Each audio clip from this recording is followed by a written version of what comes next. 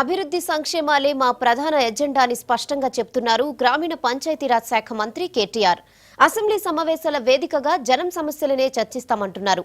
వీలైనంత త్వరలోనే విద్యుత్ సమస్యను అధిగమిస్తానని ధీమా వ్యక్తం చేస్తున్నారు.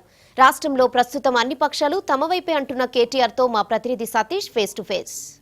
తొలి బడ్జెట్ సమావేశాలు ఈ నెల 5వ తారీఖు నుంచి ప్రారంభం కాబోతున్నాయి. ఈ సమావేశాల్లో ప్రభుత్వం ఎట్లా రెడీ అయింది, బడ్జెట్కి సంబంధించిన ప్రాధాన్యత అంశాలేంటి, విపక్షాలను ఎలా ఎదుర్కోబోతుంది, ఈ అంశాలన్నీ మనం కేటీఆర్ గారిని అడిగి తెలుసుకుందాం. సార్ చెప్పండి, ప్రధానంగా అంటే ఈ తొలి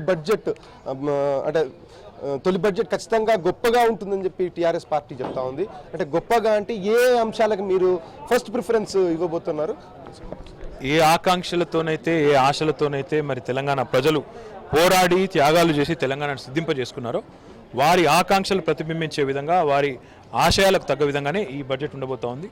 ముమ్మాటికి ఈ బడ్జెట్లో మా రాబోయే 5 ఏళ్ల ప్రాధాన్యాలను స్పష్టంగా నిర్దేశిస్తూ ఏ పథకాలకు మరి ఈ ప్రభుత్వం ప్రాధాన్యం ఇవ్వబోతా ఉంది, రాబోయే 5 ఏళ్ళు జీవన ప్రమాణాలు, తెలంగాణ ప్రజల జీవన ప్రమాణాలు మెరుగుపడే దిశగా ఏమేం కార్యక్రమాలు చేయాలనుకుంటుందో అవన్నీ కూడా ఈ బడ్జెట్లో చాలా విస్పష్టంగా చెప్తాం.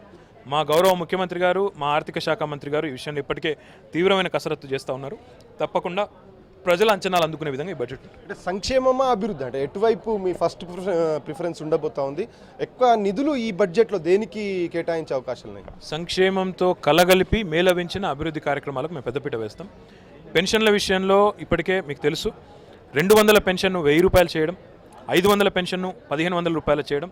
ఆ పెన్షన్ల కొత్త కార్యక్రమం కూడా మరి నవంబర్ 8, 9 తారీఖుల్లో పెద్ద ఎత్తున చేపట్టబోతా ఉన్నాం. పెన్షన్ల విషయంలో కానీ, అదే రకంగా ఇతర సంక్షేమ కార్యక్రమాల విషయంలో కానీ వాటికి పెద్దపీట వేస్తూనే అభివృద్ధికి కూడా పెద్దపీట వేయాలని ఒక నిర్ణయాన్ని కూడా తీసుకున్నాం. ముమ్మాటికి రాబోయే 5 ఏళ్లకు దిక్సూచిగా ఈ బడ్జెట్ మాత్రం ఉంటుందని నేను చెప్పగలను. ఎందుకంటే ప్రభుత్వం ఇప్పటికే చాలా స్పష్టమైన కొన్ని ప్రాధాన్యాలు పెట్టుకుంది. ఇరిగేషన్ అనండి, డ్రింకింగ్ వాటర్ అనండి, మౌలిక వసతులు అనండి, పవర్ అనండి, ఇవన్నిటికీ సంబంధించి కూడా చాలా స్పష్టమైన దిశానిర్దేశం చేస్తూ ఏం చేయాలనుకుంటున్నాం రాబోయే 5 ఏళ్లలో అనేది ఒక దిక్సూచిగా, ఒక మార్గదర్శకంగా ఈ బడ్జెట్ ఉంటుంది.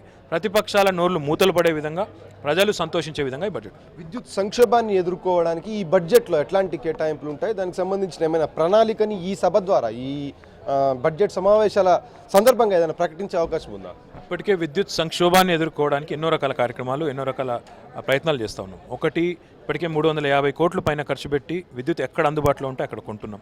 సోలార్ విద్యుత్కు సంబంధించి ప్రోత్సహించడానికి ఒక 500 మెగావాట్ల విద్యుత్ ఉత్పత్తికి బిడ్స్ కూడా పిలవడం జరిగింది. దాంతో పాటుగా మరి సోలార్ పంప్ సెట్లను ప్రోత్సహించాలని ఒక నిర్ణయం కూడా తీసుకున్నాం. పారిశ్రామికవేత్తలకు, పారిశ్రామిక వాడలకు 2 రోజులు పవర్ హాలిడే కూడా ఇచ్చి రైతులను కాపాడే ప్రయత్నం చేస్తూ ఉన్నాం. అదే పంటలను కాపాడే ప్రయత్నం చేస్తూ ఉన్నాం. అదే రకంగా మరి ఇప్పటికే పేరుకుపోయిన బకాయిలు 5000 కోట్ల పైచిలకు ఇప్పటికీ మనం ప్రభుత్వ పరంగా వ్యవసాయానికి ఇచ్చినాం.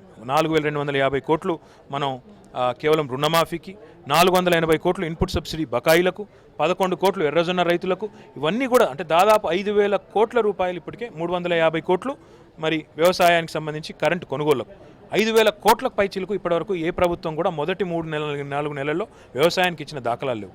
అవన్నీ కూడా చేసిన ప్రభుత్వం మాది. గత పాలకులు చేసిన తప్పులకు, వారి అసమర్థతకు, వారి ముందు చూపు లేని విధానానికి ఈరోజు మేము బాధలు పడుతున్నాం. అందరికీ వారసత్వంగా ఆస్తులు వస్తే మాకేమో కరెంటు కష్టాలు వచ్చినాయి. ఆ కష్టాలను అధిగమించడానికి మేము ఎన్ని ప్రయత్నాలు చేయాలో అని చేస్తున్నాం. ముమ్మాటికి మా ముఖ్యమంత్రి గారు ఎంత దూరం పోతున్నారంటే, రేపు ఛత్తీస్గఢ్ ముఖ్యమంత్రితో తానే స్వయంగా చర్చించి MOU కుదుర్చుకోవడానికి రేపు ఛత్తీస్గఢ్ కూడా వెళ్ళబోతూ ఉన్నారు. కాబట్టి ఈ ప్రభుత్వ చిత్తశుద్ధిని ప్రజలు శంకించడం లేదు.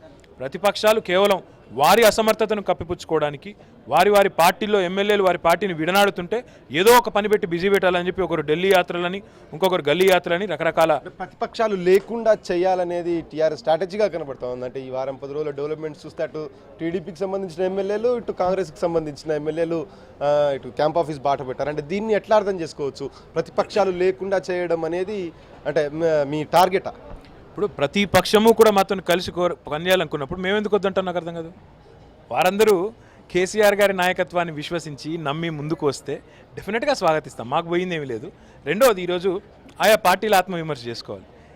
ఎందుకు ఆ పార్టీలను వారి నాయకులు వీడుతున్నారు, ఎందుకు టీఆర్ఎస్లో చేరుతున్నారు, వారు ఆత్మవిమర్శ చేసుకొని మాట్లాడితే బాగుంటుంది. ఇంకా తమాషా ఏంటంటే, పొన్నాల లక్ష్మయ్య, డి శ్రీనివాస్ గారు, జానారెడ్డి గారు నిన్న మాట్లాడుతుంటే దయ్యాలు వేదాలు వలించినట్టు అనిపించింది. పార్టీలు మారడం అనైతికత అన్నారు.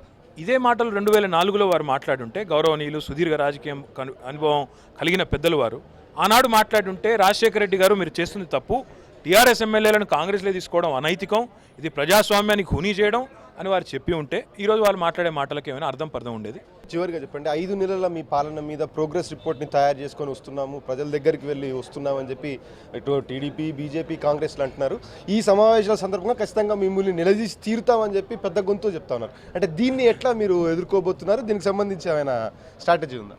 దీనిని అధికార విరహ వేదన అంటారు. 10 ఏళ్ల తర్వాత అధికారానికి దూరం అయితే పడే విరహ వేదన. 5 నెలల్లో ఇప్పుడు వాళ్ళు 50 ఏళ్లలో చేయలేని అద్భుతాలన్నీ మేము 5 నెలల్లో చేయాలి. ఒకటి వారు అడిగేది 5 నెలల రిపోర్ట్ కార్డు. మాకు 5 ఏళ్ళు ఇచ్చారు ప్రజలు అధికారం, 5 నెలల్లో రిపోర్ట్ కార్డు ఎందుకు ఇవ్వాలి? మేము డెఫినెట్గా ప్రజలకు జవాబుదారి, పనికి మాలిన వాళ్ళకి కాదు. బడ్జెట్ సమావేశాల సందర్భంగా ప్రతిపక్షాలు కనుక రాయితో కొడితే మేము ఇటుకతో కొట్టడానికి సిద్ధంగా ఉన్నామని చెప్పి టీఆర్ఎస్ పార్టీ నాయకత్వం అంటుంది. ఎట్టి పరిస్థితుల్లో ప్రతిపక్షాన్ని ధీటుగా ఎదుర్కొంటాం, మా 5 నెలల పాలన కాదు 5 సంవత్సరాల పాలన మీదనే మా దృష్టి అంతా కూడా అని చెప్పి టీఆర్ఎస్ పార్టీ అంటా ఉంది.